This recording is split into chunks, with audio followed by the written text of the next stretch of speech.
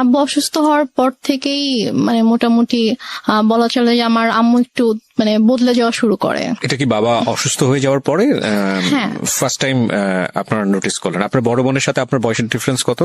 আমার আপুর সাথে আমার 6 বছরের পার্থক্য। তার মানে উনি হচ্ছেন রাইট নাও 30 এবং আপনি হচ্ছেন 24। তো তারপর কিছুদিন পর থেকে আম্মু মানে একটু অন্যরকম কথাবার্তা শুরু করে আর কি। টেল মি ফ্র্যাঙ্কলি, যেটা আপনার সঙ্গে হয়েছে, মানে কি বলেছে অন্যরকম বলতে আমি বুঝবো না, ঘটনা জানতে চাই। What happened? ঘটনা হচ্ছে আম্মু হঠাৎ করে একদিন আমাকে অনেক বাজে একটা প্রপোজাল দেয়। কি বলে? আম্মু আমাকে একদিন, আমি আমার রুমে ছিলাম, তো আমাকে এসে বলছে যে মানে একজনের নাম বলেছে যে অমুক বলেছে সে তোমার সঙ্গে তোমাকে সে 10,000 টাকা দিবে। Are you sure? জি। ফার্স্ট অফ অল আমি একটু থামাচ্ছি আপনাকে, বিকজ এটা এই লাইনগুলো আমি রেডিওতে প্রচার করিনি, আমি এখানে অনেক কিছু মিউট করে দিয়েছি, বিকজ আমি জানি আমার শ্রোতারা যেটা বোঝার দরকার বুঝে নিয়েছে এবং আমিও বুঝে নিয়েছি। কিন্তু আমার এখানে অনেক বড় কথা আছে এই কারণেই যে মা তো মাই। আমি বললাম তো আপনাকে, শেষ পর্যন্ত সে যাই করুক না কেন সে আমাদের কাছে সম্মানেরই থাকবে, কিন্তু এটা আপনার জীবনে ঘটেছে, সে কারণেই এটা জীবন গল্প। আমি আপনাকে আবারও সতর্ক করছি রেনুমা, জি, এই গল্পটা রেডিওতে এখন মানুষ শুনছে এবং আমাদের ইউটিউবে সারাটা জীবন এটা থেকে যাবে। হ্যাঁ, সো ইফ ইউ হ্যাভ, মানে আপনার এখনো চান্স আছে, আপনি যদি মনে করেন যে না আপনি যেটা বলেছেন সেটা আপনি উইথড্র করবেন, ইউ ক্যান উইথড্র দিস। হ্যাঁ, আমি দরকার হলে এই লাইন সবগুলো বাদ দিয়ে দিব, রেডিওতে প্রচার করব না। হ্যাঁ, যেভাবে এটা হয়েছে বা যা হয়েছে, যদি আপনি মিথ্যা বলে থাকেন, কারণ মা কিন্তু মাই। এবং একটা বড় জিনিস কি আমি বলি, সৃষ্টিকর্তা পৃথিবীতে আমাদেরকে সর্বশ্রেষ্ঠ যে উপহারটা দিয়েছেন সেটা হচ্ছে মা। হ্যাঁ, এবং পৃথিবীর একটা কথা আছে না, খুনি যদি সন্তান যদি খুন করে পৃথিবীর কোথাও জায়গা নেই, কিন্তু মায়ের আঁচলের নিচে এসে জায়গা পায়। এমন একটা, আমি বলছি না যে খুন করে মায়ের আঁচলের নিচে জায়গা পায় মানে হচ্ছে মা খুব ভালো বা এরকম কোনো কিছু না, মানে আমি বলতে চাচ্ছি যে এত কোথাও যদি জায়গা না থাকে তাহলে এরকম একটা জায়গা আছে। এবং মায়ের ব্যাপারে আমাদের ধর্ম, ইসলাম ধর্ম যেটা বলে, সর্বোচ্চ রকম সহনশীল হতে বলেছে। এবং বাবা মায়ের সেবা দানের জায়গাটাতে এমন বলা হয়েছে যে যখন তারা বৃদ্ধ হয় তখন তাদের কেমন ভাবে লালন পালন করো, যেভাবে তোমাদেরকে ছোটবেলায় লালন পালন করা হয়েছে, এবং শব্দটি পর্যন্ত উচ্চারণ করো না, এইরকম প্রায়োরিটি দেওয়া হয়েছে। তো এবং আরো আপনি যদি নিজে খোঁজ করেন আপনি নিজেই দেখতে পারবেন, আমি একজন ধর্মীয় বেত্তা নই, আমি যতটুকু জানি ততটুকু আপনার সঙ্গে শেয়ার করলাম। তো এটা তো ধর্মীয় দিক, আপনি ধর্মীয় দিকের বাইরেও যদি আসেন, সামাজিক ভাবেও যদি আসেন, পারিবারিক ভাবেও আসেন, একটা মা সমাজের জন্য, পরিবারের জন্য কত বড় ভূমিকা রাখে এটা বলার অপেক্ষা রাখে না, সেটা সারা দুনিয়া ব্যাপী সমান। But your case is truly exceptional যদি সেটা হয়ে থাকে। সো আমি আপনাকে আরেকবার সুযোগ দিচ্ছি যে আপনি যেটা বলছেন চাইলে আপনি সেটা উইথড্র করতে পারেন। আমি সেটা উইথড্র করব না, কারণ এটা আমার সাথে ঘটেছে। আমার নিজের মা যে আমাকে জন্ম দিয়েছে সে আমার সাথে এরকম করেছে। ওকে, তারপর কি হলো? তারপর আমার মা আমাকে এভাবে বলার পরে আমি এতদিন সবকিছু সহ্য করেছি। আমি হয়তো টুকটাক তর্ক করেছি, ঝগড়া করেছি, বাট ওরকম এক্সট্রিম লেভেলের আমি কখনো কিছু করিনি, আমি চুপই থেকেছি। বাট আমাকে যেদিন থেকে এই কথাটা বললো তখন থেকে আমি আর কি টোটালি আমি বুঝে যাই না এই মানুষটা কখনো আমার ভালো চায়নি। সো আপনার লেখাপড়া কি ওই সময়টাতে স্টপ ছিল? আমার লেখাপড়া স্টপই ছিল, কারণ আগে আমি মেন্টালি ডিপ্রেসড ছিলাম, আমি পড়তে পারতাম না, আমি পড়তাম না। তারপর বাসায় কোনো টিচারও ছিল না। যে লোকটার নাম বলা হয়েছে সে লোকটাকে আপনি চিনতেন? হ্যাঁ, লোকটাকে আমি চিনতাম। ওনার কি আসা যাওয়া ছিল আপনার বাড়িতে? না, আমাদের বাসায় আসা যাওয়া ছিল না, কিন্তু উনি হচ্ছে আমাদের যে এলাকাটায় আমরা ছিলাম ওই এলাকারই ছিল উনি। উনি কি প্রভাবশালী লোক ছিল? মোটামুটি। ওকে, আচ্ছা তারপরে আমার মা, আমি জাস্ট স্ট্রেট বলে দেই যে আমার পক্ষে এটা সম্ভব না। তখন আমাকে বলে যে তোমার কি আরো বেশি টাকা লাগবে? তা আমি বলি যে না, আমার টাকা লাগবে না, বাট আমি এই ধরনের কোনো কিছু করব না। সো প্লিজ তুমি কখনো এই ধরনের কথা অভাব তো ছিল না আপনাদের ফ্যামিলিতে? না, আমার ফ্যামিলিতে কখনো মানে আর্নিং সোর্সের দিক থেকেও তো কোনো সমস্যা ছিল না? আর্নিং সোর্সে কোনো প্রবলেম ছিল না, আমাদের যে টাকা পয়সার কোনো সমস্যা থাকা সেটাও ছিল না। আর আমার টোটাল খরচটা আপু বেয়ার করতো, আম্মুর জন্য একটা বড় একটা অ্যামাউন্ট পাঠাতো। মানে তখনও কি আপনি আপনার ফ্যামিলিতে অভিভাবক বলতে আপনার মার পরে তো আপনার আপু ছিল, তখনও বিষয়গুলো আপনি কেন আপুকে জানাচ্ছিলেন না? আপুর সাথে আমার কমিউনিকেট করার কোনো ওয়ে রাস্তাটাই ছিল না, মানে একদম গৃহবন্দী থাকতেন টোটালি। ইভেন কি মানে আমি হচ্ছে ঢাকা থেকে সেরকম যখন চলে আসলাম একেবারে, তার কয়েক মাস পরে আমাদের বাসায় টিনটা লাইনটা ক্লোজ করে দেওয়া হয়, ওকে, লাইনটা অফ করে দেওয়া হয়। আর আম্মুর ফোনটা সব আম্মুর কাছে থাকতো, আর আমার তো ফোন ছিল না। আর আমাকে তো বাসা থেকে বেরোতে দিত না, কোথাও যেতে দিত না। কোথাও গেলে সেটা আম্মুর সাথেই। বাসায় কেউ আসলে মানে কোনো গেস্ট যদি আসতো বাসায়, তো তার সামনে সবসময় আম্মুই আছে। আচ্ছা ঠিক আছে, তারপরে কি হয়? তো তারপরে আম্মু আমাকে কয়েকবার এই ব্যাপারটা নিয়ে বলে, ইভেন আমাকে এভাবে বলে যে তোমার কি আরো বেশি টাকা লাগবে, লাগলে বলো, কোনো সমস্যা নেই। আমি ওনাকে বলছি, আমি বলি যে আম্মু প্লিজ, আমি তোমার অনেক কিছু সহ্য করেছি, তুমি যখন যেটা বলেছো আমি তোমাকে দিয়ে দিয়েছি। আমার গহনা তো তোমার কাছে ছিল, আমার প্রপার্টি গুলো আমি তোমাকে দিয়ে দিয়েছি, তুমি আমাকে এটা করতে বলো না, আমার পক্ষে পসিবল না, আমি এটা করতে পারবো না। তখন থেকে আমার প্রতি প্রচন্ড খারাপ ভাবে মানসিক আর শারীরিক নির্যাতন শুরু হয়। কথায় কথায় আম্মু আমাকে মারতো। মানে তার কথায় একটা ছিল যে তোমাকে এটা করতে হবে, তুমি এটা করো। বিভিন্ন সময় বিভিন্ন অ্যামাউন্ট বলতো, বিভিন্ন লোকের কথা বলতো যে কি হয় এমন করলে, কি সমস্যা তোমার, এত অহংকার কিসের, তুমি নিজেকে কি মনে করো, তুমি কেন এত অহংকার দেখাবা, তোমার তো কিছু নাই, তুমি কি করে খাবা, তোমাকে যদি আজকে আমি বাসা থেকে বের করে দিই, তোমাকে যদি আমি কোনো মানে খাবার না দিই, কিছু না দিই, তুমি কি নিজে কিছু মানে 1 টাকা দিয়ে কিনে খেতে পারবা, তোমার কি অ্যাবিলিটি আছে, তোমার কিন্তু কিছুই নাই। সো তোমাকে আমার কথা মানতে হবে, যদি না মানো তাহলে কিন্তু আমি তোমাকে আবার বাসা থেকে বের করে দিব, ঠিক আছে? তখন তুমি কোথায় যাবা, কি করবা, তোমাকে কিন্তু এটা করেই খেতে হবে। সো বেটার তুমি আমার কথা শুনো, এখানে থাকো, থেকে করো। আমি বলছি আমি এটা করবো না। তারপর গিয়ে যেটা হয় সেটা হচ্ছে যে আমাকে প্রচন্ড মারতো, মানে হাতের কাছে যেটাই পেতো সেটা দিয়ে আম্মু আমাকে মারতো। তারপর এমনও দিন গিয়েছে যে আমি মানে মারের ভয়ে আমি আমার রুমের দরজা আটকে দিয়ে আমি থাকতাম, রুম থেকে বের হতাম না। আম্মু রুমে এসে অনেক ধাক্কাধাক্কি করতো যে রুম খুল, কেন আটকায় রাখছিস। আমি ভয়। আচ্ছা, আপনাদের বাসাটা কেমন ছিল? আশেপাশে কি কোনো লোকজন ছিল না? আমাদের বাসাটা কিরকম ছিল, আমাদের বাসাটার হচ্ছে মানে বড় একটা জায়গা জুড়ে বাসাটা ছিল, এবং আমাদের বাসার পিছন দিকে জাস্ট একটা বিল্ডিং ছিল, আর ডানে বামে সামনে কোনো বাসা ছিল না। পুরোটাই আমাদের ফাঁকা? বাসাটাই ছিল, হ্যাঁ, পুরোটাই ফাঁকা আচ্ছা, ছিল। আপনাদের বাসাটা কয়তলা? আমাদের বাসাটা একতলা। একতলা, টিন শেড? টিন শেড না, ফাউন্ডেশন দেয় বাসা, বিল্ডিং। কতটুকু জায়গার উপরে? আমাদের বাসাটা অলমোস্ট 12 কাঠা জায়গার উপরে। 12 কাঠা জায়গার উপরে, হ্যাঁ, একটা কর্নারে জাস্ট আমাদের বাসাটা, একটা কর্নার, এবং চারপাশে এটা বাউন্ডারি দেওয়া? হ্যাঁ, বাউন্ডারি দেওয়া, Okay, হ্যাঁ। তো তারপরে আমি রুম থেকে বের হতাম না। আম্মু আমাকে অনেক দরজার ভিতরে এসে লাথি দিত যে বের হচ্ছে। মানে এগুলো মনিটর করে কেউ নেই, শোনারও কেউ নেই? কেউ নাই যে শুনবে ইয়া করবে। তো তারপর আমাকে আমি যখন বের হলাম, আমি জানি আমাকে বের হলে আমাকে মারবে, কোনো একটা কথা নিয়ে হয়তো আমার সাথে তর্ক করবে। আগেও কি গায়ে হাত তুলো, নাকি এই ঘটনার পর থেকে গায়ে তোলা শুরু হলো? গায়ে হাত তুলতো ছোটবেলা থেকে। আম্মু খুবই ইয়া ছিল, আমি বলেছি তো, গায়ে হাত তোলা স্বভাব ছিল। বাট এটার পর থেকে আমি যখন মানা করতাম তখন থেকে খুব বেশি করে শুরু হয়েছে এটা। এমন হয়েছে যে আমি 1 দিন 1.5 দিন 2 দিন আমি না খেয়ে আমার রুমের ভিতরে বন্দি। আমি হয়তো ওয়াশরুম থেকে পানি নিয়ে পানি খেয়ে হয়তো আমি আছি, এরকমও হয়েছে। তো এক পর্যায়ে এভাবে চলতে থাকে। এভাবে চলতে চলতে 2014 সালের ফেব্রুয়ারিতে আমার ভাইয়া একদিন ফোন করে। দুলাভাই, জি, আমার দুলাভাই একদিন ফোন করে বলে যে আমি তো দেশে আসতেছি, তো আমি 7 দিনের জন্য দেশে আসবো, তো 2 দিন হয়তো আমি সিরাজগঞ্জে থাকবো, এটা বলে। তো তখন আর কি আমার আম্মু আমার জন্য টিচার রাখে, ফেব্রুয়ারিতেই টিচার রাখে, 2জন টিচার রাখে, একজন হচ্ছে ম্যাথের জন্য আর একজন ইংলিশের জন্য। তো টিচার রাখার পরে তোমার তো পড়াশোনার সময় অফ ছিল? আমার তো অফ ছিল, আমি টোটালি পড়াশোনা করতাম, বাট আমি কলেজে ভর্তি হয়েছিলাম। মানে আমি 14তে হচ্ছে আমার মানে 13তে আমার বেসিক্যালি এইচএসসি দেওয়ার কথা, বাট আমি দেইনি। তো ওইটা আবার 14তে রেজিস্ট্রেশন করানো হয় যে 14তে দিব, বাট তারপর আমার পড়াশোনা টোটালি স্টপ ছিল। তো ফেব্রুয়ারিতে আমার ম্যাথের বই টই আর নোটস টোটস যা কিছু লাগবে এগুলো সবকিছু আম্মু কিনে দেয়, কিন্তু 2জন টিচার রাখে, কারণ ভাইয়াকে তো শো করতে হবে যে সে আমাকে পড়াচ্ছে। তারপর ভাইয়া মার্চে আসার পরে, তো ভাইয়া ঢাকায় আসার 2 দিন পরে আমাদের বাসায় আসে, সিরাজগঞ্জে আসে। তো আসার পর আমি জাস্ট চান্সে ছিলাম যে আমি কখন একটু ভাইয়াকে একা পাবো, আমি কখন কথাগুলো ভাইয়াকে বলবো। তারপরে গিয়ে আমার মা হচ্ছে বাজারে যায়। ওই সময়টা আপনি শেয়ার করেন? হ্যাঁ, আমার ভাইয়া যেদিন আসে আমাদের বাসায়, তার পরের দিন সকালে আম্মু নাস্তা দিয়ে দেন, বলে যে তুমি ভাইয়াকে নাস্তা করো, আমি একটু বাজারে গিয়ে আমি একটু মাছ নিয়ে আসি। তো আম্মু যায়, যাওয়ার পরে এই ফাঁকে আমি ভাইয়াকে সবকিছু বলে দিই, মানে একদম আবু মারা যাওয়া থেকে শুরু করে আমার বিয়ে, ডিভোর্স, তারপরে পরের ঘটনাগুলো সবকিছু ভাইয়াকে বলি যে আমাকে এভাবে এভাবে অত্যাচার করতো। তারপর আমার মা, ওই যে আমি বললাম 2006 সাল থেকে স্টিল আমি যখন 2014-তে বাসা থেকে বের হয়ে আসি তার আগ পর্যন্ত আমার মায়ের যে আপত্তিকর ঘটনাগুলো সেগুলো বলেছো? সবকিছু আমি ভাইয়াকে জানাই। তো ভাইয়া তো শুনে খুবই শকড হয়ে যায় যে তুমি এতদিন কেন জানাও নাই। তো আমি বলি যে আমি এরকম সিচুয়েশন ছিলাম, জানাতে পারিনি।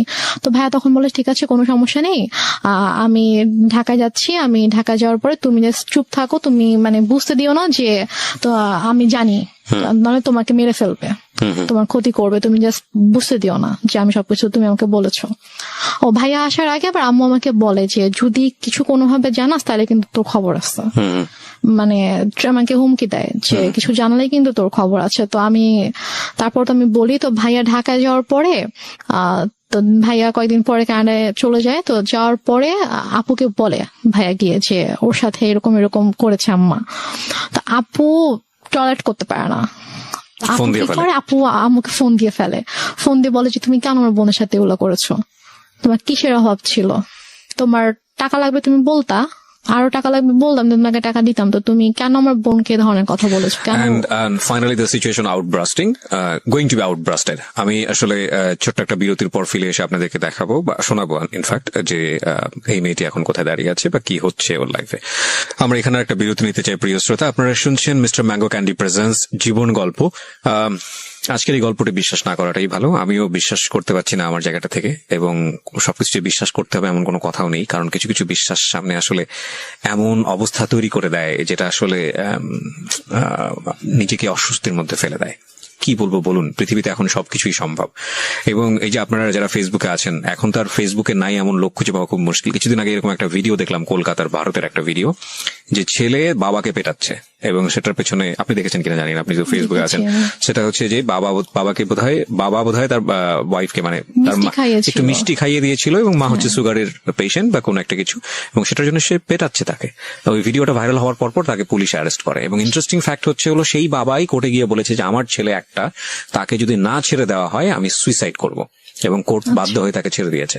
সো এই টোটাল আমি আসলে পুরো ব্যাপারটা নিয়ে কথা বলতে চাচ্ছিলাম। আমি বলছিলাম দেখেন, ওই একটা ছেলে যাকে এত কষ্ট করে মানুষ থাকে। তো এক পর্যায়ে একদিন সকালবেলা যেটা হয়, আমি ঘুম থেকে উঠে বাইরে গিয়েছি সকাল 9টার দিকে। তো আমি পানি খাওয়ার জন্য আমি ডাইনিং এ গিয়েছি। তো আমাদের বাসাটা হচ্ছে ড্রয়িং আর ডাইনিং একসঙ্গে।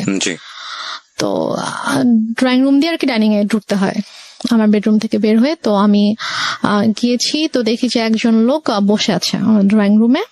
তো আমি ফেস চিনতাম, উনিও আমাদের এলাকারই ছিল, আমি ওর ফেস চিনতাম। তো আমি জাস্ট সালাম দিয়েছি, সালাম দিয়ে আমি ডাইনিং এ গিয়েছি, গিয়ে ফ্রিজ থেকে পানি খুলে আমি পানি খাচ্ছি। তো এর মধ্যে দেখেছি ওই লোকটা ডাইনিং এসেছে। তো আমি বলেছি যে আপনার কিছু মানে লাগবে, আপনি এখানে কেন? তো বলতেছে যে না, সে আমার হঠাৎ করে আমার হাত ধরছে। আচ্ছা ফাইন রেনুমা, আমি পার্টটা স্কিপ করতে চাই, because I know this part. Skip করতে চাই কারণে যে আসলে আমার মনে হয় এটা এনাফ। মানে তোমার সম্পর্কটা কেমন ছিল ফ্যামিলিতে এইটুকু বলার, এইটুকু যতটুকু হয়েছে এতক্ষণ ধরে বলা, এটা এনাফ। বাট থাক না, কিছু বিষয়ে আমরা নাই বা রিভিল করি। ওকে, সো স্কিপ করো এটা। তারপরে কি হয়? মা তো নিশ্চয়ই বাসায় ফিরে অনেক বেশি টর্চার করে। ঘটনাটার পরে যেটা হয়, আমি জাস্ট হাতটা ছাড়িয়ে নিয়ে আমি আমার রুমে চলে যাই। চলে যাওয়ার পরে তো মা বাসায় আসার পরে আসলে ওই দিন থেকে আমার প্রতি মানে আরো বেশি শুরু হয়ে যায় আর কি। লাইক আমার পরীক্ষাও কাছে এগিয়ে আসছে, আমার এপ্রিলের 1 তারিখ থেকে পরীক্ষা ছিল। তো এটা হচ্ছে মার্চের লাস্টের দিকে ঘটনা। তো আম্মু যেটা করতো সেটা হচ্ছে যে আমার খাবারের ভিতরে ঘুমের ওষুধ মিশিয়ে রাখতো, মিশিয়ে দিয়ে দেখা যেত যে আমি ঘুমিয়ে থাকতাম, আমি পড়তে পারতাম না। তো মানে এরকম। তারপর হচ্ছে মানে আমাকে ঠিক মতো, হয়তো আমি যদি খাবার না খেতাম, যদি বলতাম যে আমি নিজে কুক করে খাই, তো বলতো যে না তুমি নিজে কুক করতে পারবে না। আমি না নিতে পারতেছি না এই কারণে মানে একদম টু বি ফ্র্যাঙ্ক বলি, সেটা হচ্ছে এই মা শব্দটা। সো এটা তোমার লাইফে অনেক ভয়ানক রকমের হয়তো অনেক ট্রমা জাতীয় কোনো কিছু, বাট আমাদের প্রত্যেকের জীবনেই এটা অনেক রেসপেক্টের জায়গাটা থেকে আমরা বরং আর না যাই। আমি বরং কিছু কোশ্চেন করে আজকের অনুষ্ঠানটা ইতির দিকে নিয়ে আসি। আমি সরি টু সে, বিকজ আমি তোমার সঙ্গে লম্বা সময় ধরে কথা বলেছি এবং আমি জানি বিষয়গুলো আরো ইন ডিটেইলে আনা উচিত। হয়তো অনেক শ্রোতাই আমার এই হঠাৎ করে থামিয়ে দেওয়ার বিষয়টা নিয়ে এসে অনেক বেশি মনক্ষুণ্ণ হবেন, কিন্তু আপনারা যতটুকু বোঝার বুঝে নেবেন। আমার মনে হয় যে এটা আসলে আর বেশি ইন ডিটেলে যাওয়ার দরকার নেই, বরং আমরা ওর সাহসের দিকগুলো আপনাদেরকে একটু দেখাই। সেটা হচ্ছে যে এক পর্যায়ে গিয়ে ফাইনালি তো আপনি সিদ্ধান্ত নিলেন যে না, আপনি আর এই বাসায় থাকবেন না। জি, সেটা কত সালে? সেটা আমার ভাইয়া যখন আমাকে চলে যায় তখন আমাকে বলে যায় যে তুমি জাস্ট পরীক্ষাটা শেষ করো, আমি এর মধ্যে সব ব্যবস্থা করব, তুমি পরীক্ষাটা শেষ করেই তুমি বের হয়ে যাবা। আচ্ছা। তোমাকে পরীক্ষাটা দেওয়াতাম না এখান থেকে, তোমাকে এখনই নিয়ে যেতে পারতাম, কিন্তু তোমার অলরেডি পড়াশোনায় 2 বছর গ্যাপ হয়েছে, তো তুমি যদি এখন আবার পরীক্ষাটা না দাও তোমার দেখা যাবে আরো 2 বছর তোমার গ্যাপ যাবে। তো আমি চাই না যে তোমার লাইফ থেকে অনেক কিছু নষ্ট হয়েছে, তো আমি চাই না আরো 2 বছর তুমি নষ্ট করো। Okay. তো পরে সে হঠাৎ করে একদিন বলতেছে যে তুমি একবারে চলে আসো। বলছি আমি একবারে কেন চলে আসবো? বলতেছে যে না, এই ছেলের সাথে তোমার থাকতে হবে না। আমি বলছি যে মানে কি, আমি এই ছেলের সাথে কেন থাকবো না, কি হয়েছে? বলছে যে না, তুমি চলে আসো, আমি এই ছেলের সাথে সংসার করতে দিব না, তোমার ডিভোর্স করাই দিব, তুমি আসো, তুমি আসবা, পড়াশোনা করবা ঠিক মতো, আমার কাছে থাকবা, তুমি আসো। মানে হঠাৎ করে এই ধরনের কথা কেন হঠাৎ বল? করে। আচ্ছা। তা আমি তখন বললাম যে আম্মু, তুমি নিজেই তো আমাকে বিয়ে দিয়েছো, তুমি নিজেই তো রাখতে চাওনি আমাকে, তাহলে এখন যেহেতু আমার একজনের সাথে বিয়ে হয়েছে, আমি এখানে সাথে একটা ফ্যামিলির সাথে আমি অ্যাড হয়েছি, এবং তার সাথে আমার ধীরে ধীরে ওরকম ভালো একটা বন্ডিং তৈরি হয়ে গিয়েছে, ওর ফ্যামিলি সবার সাথে আমার একটা ভালো বন্ডিং তৈরি হয়ে গেছে, এখন তো তুমি এটা বলতে পারো না। তো সে আমাকে নানাভাবে ফোর্স করতে থাকে। তো সে এর মাঝে সে যেটা করে, সে শেরগঞ্জ থেকে ঢাকায় আসে।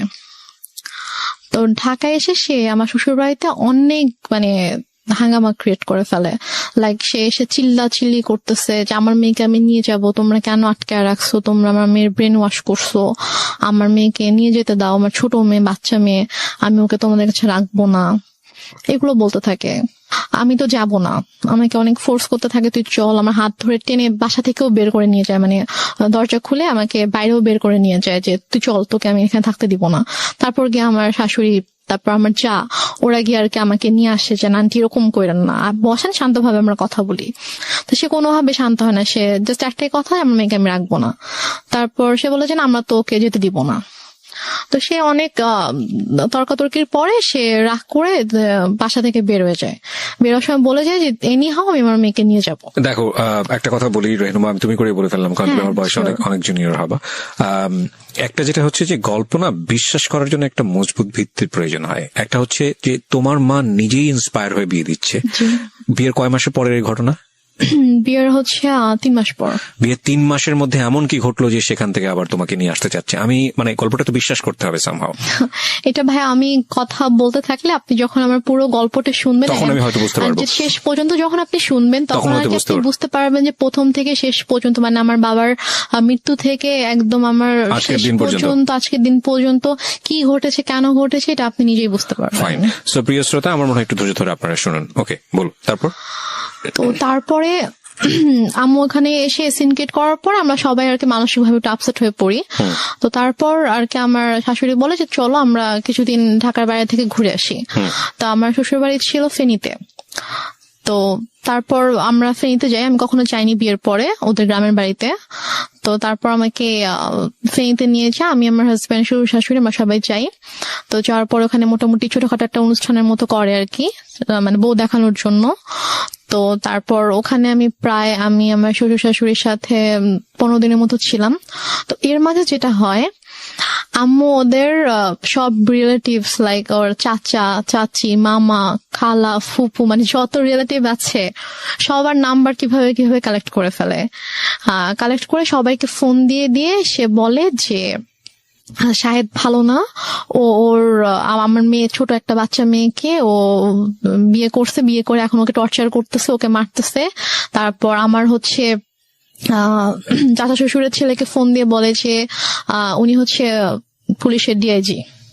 তো ওনাকে ফোন দিয়ে কমপ্লেন করে যে আপনার ভাই আমার মেয়েকে টর্চার করে, আমি তো আপনাদের নামে মামলা করব।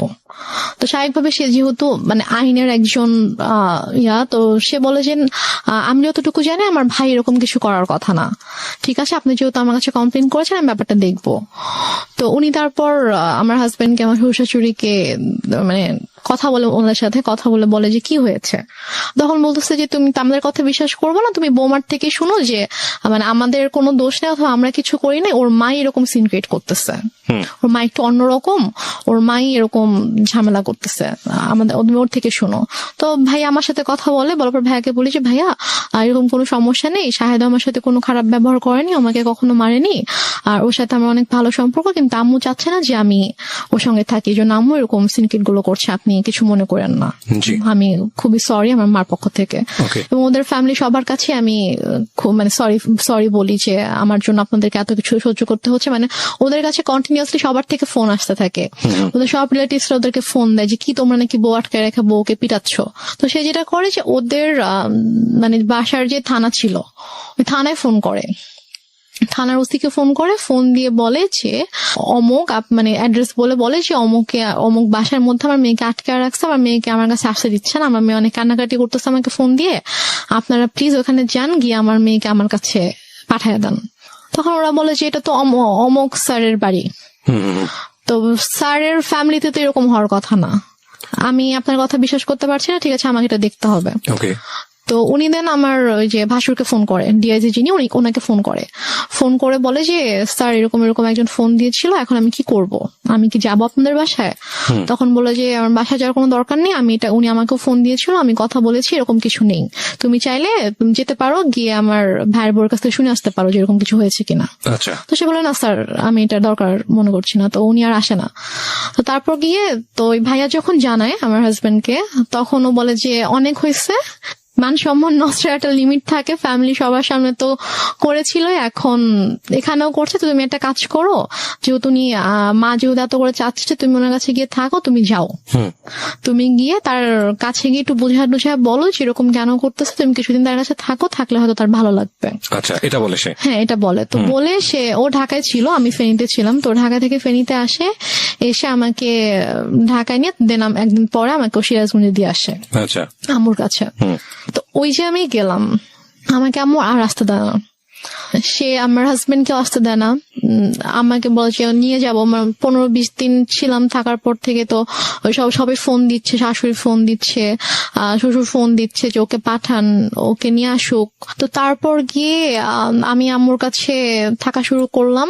তারপর আমার হাজবেন্ডের সাথে অলমোস্ট মানে 3-4 মাসের মতো আমার দেখা হয়নি, কারণ আম্মু না আমাকে যেতে দিচ্ছিল ঢাকায়, না হচ্ছে ওকে আসতে দিচ্ছিল। ও আসতে চলে বলতেছিল যে আমার কিন্তু মানে ছোট মেয়ে, ওর কিন্তু 18 বছর হয়নি, নাবালক মেয়ে, আমি কিন্তু তোমার নামে মামলা করে দিব, এই ধরনের কথা বলেন। হ্যাঁ এই ধরনের হুমকি কিন্তু দেয়। যখন আপনাকে বিয়ে দেওয়া হয়েছিল সেই সময়টাতে পেপারে কি মা সাইন করেনি?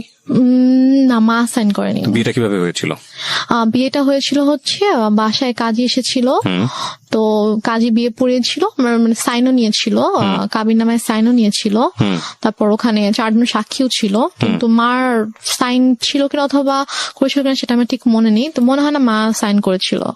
কারণ পরে যখন আমি যখন পেপারস দেখেছিলাম তখন দেখেছি ওখানে যে সাক্ষীদের সাইন ছিল, আমার আর আমার সাক্ষী কারা কারা ছিল? সাক্ষী ছিল হচ্ছে ওর 2 জন আঙ্কেল ছিল সাক্ষী, আর আমার পক্ষ থেকে আমার একটা মামা আর আমার একটা ভাইয়া ছিল। ফাইন, এখানে একটা বিষয় জড়িত আছে, ওর ফ্যামিলি থেকে কি লোকজন এখানে এসেছিল? হ্যাঁ।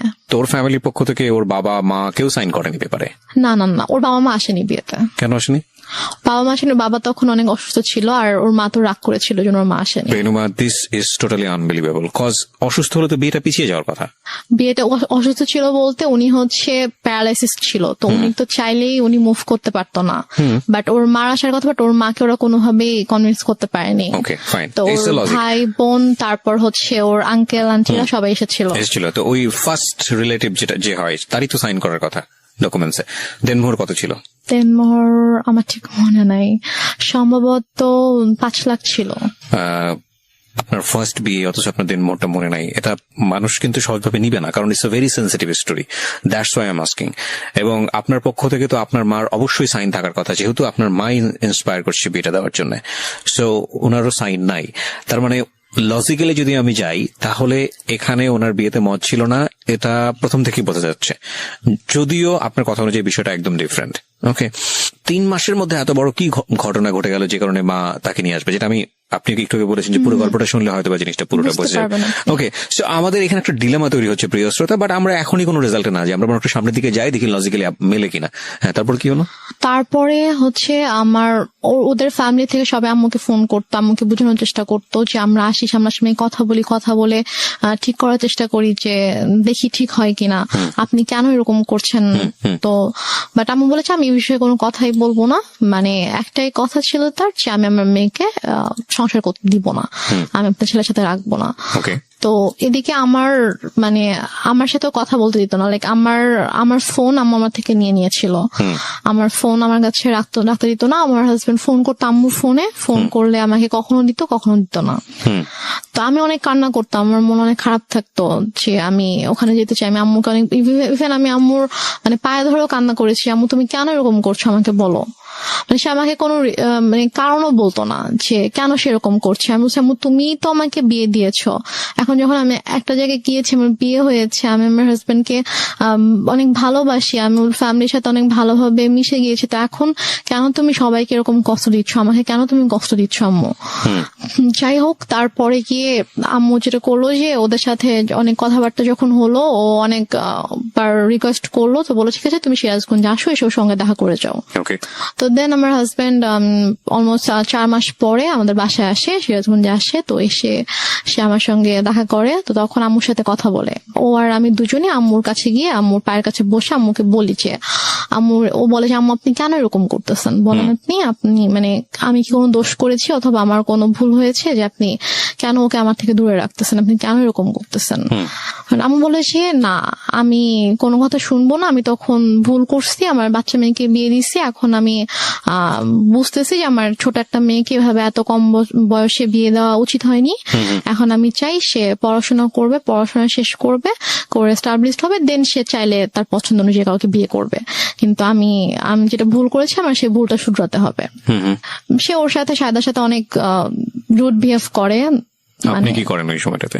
আমি জাস্ট তখন আমি ওকে নিয়ে আমার রুমে চলে আসি, এসে বলি যে তুমি এখান থেকে চলে যাও, এভাবে অপমানিত হওয়ার কোনো মানে হয় না, তুমি চলে যাও, তোমার আশা লাগবে, আমি আম্মুকে বুঝাতে পারি, আমি চলে আসবো।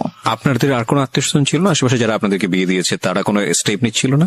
কেউ তো কিছু জানতো না, আর আপুর সাথে তো আমার টোটালি কথাবার্তা ওরকম কথা হতো না, কারণ আপুকে আম্মু বলেছিল যে আম্মু আমাকে বিয়ে দেয়নি, আমি নিজের ইচ্ছে বিয়ে করেছি, এবং আমি পালিয়ে গিয়েছিলাম, সেখান থেকে আম্মু আমাকে নিয়ে এসে আমাকে বিয়ে দিয়েছে। ওকে, ওই জন্য আপু রাগ করে আমার সাথে কথা বলতো না আর কি। আর আমি যে তারপরও যে আমি কারো কাছে হেল্প চাইবো অথবা ফোন করবো, এটা আমার ছিল না। আমি যে কোথাও একা একা বাসা থেকে বের হয়ে আমি যে কারো কাছে একটা যাবো, গিয়ে যে আমি খুলে বলবো ঘটনা, অথবা আমি যে বাসা থেকে পালিয়ে চলে যাবো ঢাকায়, ওইরকম তখন হয়তো আমি অনেক ছোট ছিলাম, ওরকম কোনো সাহস আমার ছিল না, অথবা আমি যে যাবো এরকম কোন একটা সিচুয়েশন ছিল না। কারণ ফাইন, আমরা এই পার্টটাতে কিছু জিনিসের সমাধান পাচ্ছি না, cause it's one kind of mystery. আরেকটা বিষয় সেটা হলো যে ছেলে তো ম্যাচিউর ছিল, তো ছেলে যদি ম্যাচিউর থাকে তাহলে ছেলের একটা, এবং মেয়েরও দেখলাম যে ওখানে মানে আমাদের রেহনুমারও একটা ইচ্ছা ছিল, মানে শাহেদ ম্যাচিউর, রেহনুমার ম্যাচিউর বয়সের দিকে যে নেওয়ার জন্য ট্রাই করছে আমাকে। তো তখন আম্মু ওকে একটা শর্ত দেয়, আমার হাজবেন্ডকে একটা শর্ত দেয়, এবং আমার আম্মু জানে যে এই শর্তটা কখনোই ও মানবে না। শর্তটা ছিল হচ্ছে যে ও বলে যে তুমি যদি রেনুমাকে নিয়ে থাকতে চাও তাহলে তোমাকে আলাদা থাকতে হবে। আলাদা থাকতে হবে তোমার ফ্যামিলি থেকে? হ্যাঁ, আচ্ছা, তোমার ফ্যামিলি থেকে আলাদা থাকতে হবে, তুমি ওকে নিয়ে তুমি আলাদা একটা বাসা নিবা, তুমি তোমার আব্বু আম্মু তোমার ফ্যামিলির সাথে থাকবা না, এবং তোমার আব্বু আম্মু কখনো তোমার বাসায় আসবে না। আমি বলছি যে এটা কেমন কথা। তো বলে যে আপনি যদি ওকে নাও দেন তারপর আমি কখনো বাবা মাকে ছেড়ে আমি আলাদা বাসায় যাবো না, কারণ আমার বাবা মা আমার কাছে অবশ্যই আগে। আর প্লাস ঠিক আছে আপনি তো ওকে এখন আটকাচ্ছেন এটা বলে যে হ্যাঁ ওর তো এখন বয়স হয়নি, ওর ছোট, আপনি মামলা করতে পারবেন, বাট ও যখন ম্যাচিউর হবে, ওর যখন বয়স হবে তখন তোকে আপনি আটকাতে পারবেন না। এবং আমি জানি যে আমি যেরকম ওকে ভালোবাসি ও আমাকে ভালোবাসে, এবং আশা করি যে ইনশাল্লাহ যখন সময় হবে তখন আমি আমার ওয়াইফকে আপনার থেকে নিয়ে আসবো, বাট আমি আমার বাবা মাকে ছেড়ে থাকতে পারবো না, এটা আমি করতে পারবো না। ওকে, তারপর যেটা হয় যে ওর সাথে আমার তো কাছে তো ফোন ছিল না, ওর সাথে যোগাযোগের একমাত্র ওয়ে ছিল আম্মুর ফোন। তো আম্মু ওর কাছ থেকে ফোনটা নিয়ে ওকে ফোন করার জন্য অনেক রিকোয়েস্ট করতে হতো, অনেকবার ফোন দেওয়ার পরে হয়তো আম্মু আমাকে ফোন দিত। তো এইভাবে আর কি যোগাযোগ ছিল। তো এক পর্যায়ে যেটা হয় যে ও মাসে হয়তো একবার আসতো, দুবার আসতো, এসে আমার সাথে দেখা করে জাস্ট চলে যেত ঢাকায়। তারপর আম্মু একবার হচ্ছে ওই ঈদের সময় ওর আপু আম্মু সবাই ফোন করে যে ওকে একটু পাঠান, আমরা সবাই একসাথে গ্রামের বাড়িতে গিয়ে ঈদ করবো, তো ও না থাকলে কেমন হবে, ওকে একটু পাঠান। তো আম্মু কোনোভাবে পাঠাতে চায় না, বাট ওরা যখন সবাই ফোন দিয়ে অনেক রিকোয়েস্ট করে, তো তারপরে গিয়ে আম্মু বলে ঠিক আছে ওকে নিয়ে যাও। তো তারপর আমি যাই, তো ওদের সাথে একটা ঈদ করেছিলাম। তো ঈদ করে ঈদের 2 দিন পরে আর কি আমি আবার চলে আসি। তো আসার পরে তো এভাবে আর কি চলছিল, ওর সাথে মাঝে মাঝে কথা হতো। তারপর ও মাসে অথবা অনেক সময় 1 মাস 2 মাস পরে আসতো, এসে দেখা করে যেত, বাট আমাকে যেতে দিত না আম্মু। তো এদিকে আমার পরীক্ষা চলে আসছে, মানে এটা হচ্ছে 2011-তে আমার পরীক্ষা ছিল, এসএসসি পরীক্ষা ছিল। তো তারপর আমি কোন রকমে স্কুলে যেতাম না, আমি জাস্ট বাসায় পড়তাম, পড়ে পরীক্ষা দিলাম। তো এরপরে যেটা হয়, হঠাৎ করে আম্মু টোটালি যোগাযোগ বন্ধ করে দেয়। ওকে বলে যে তুমি আর আসবা না ওর সাথে দেখা করতে। তো বলে যে হঠাৎ করে কেন, বুঝতে যে আসবা না, তুমি আর এসো না, আসলে তুমি যদি আসো এখানে অনেক বড় সিন ক্রিয়েট হবে, আমি পুলিশ ডাকবো, তুমি আসবা না। এটা আপনার মা বলে? হ্যাঁ, এটা আমার মা শাহেদকে বলে। তো ও যেটা করে, ও আসে না, কারণ ওদের সবচেয়ে বড় ভয়টা ছিল যে মান সম্মানের ভয়, যে যাবো পুলিশ ডাকবে, মান সম্মান মানুষ জানতে পারবে, যে এটা তো খুবই বাজে একটা ব্যাপার হবে আসলে। তো ও আর আসে না, আম্মুকে ফোন দিত, আম্মু আমাকে ফোন দিত না। তো ওর সাথে অলমোস্ট হচ্ছে আমার প্রায় 7-8 মাসের মতো টোটালি কোনো কথা হয় না, মানে একদমই কথা হয় না। ও আসেও না, ওর সাথে আমার কোনো কথা হয় না। তো তারপর গিয়ে আমার আপু হচ্ছে দেশে আসে 2012 সালের মেবি আগস্টের দিকে আমার আপু দেশে আসে। তো আপু আসার হচ্ছে 2-3 মাস আগে আবার আমার সাথে সাথে কথা হয়।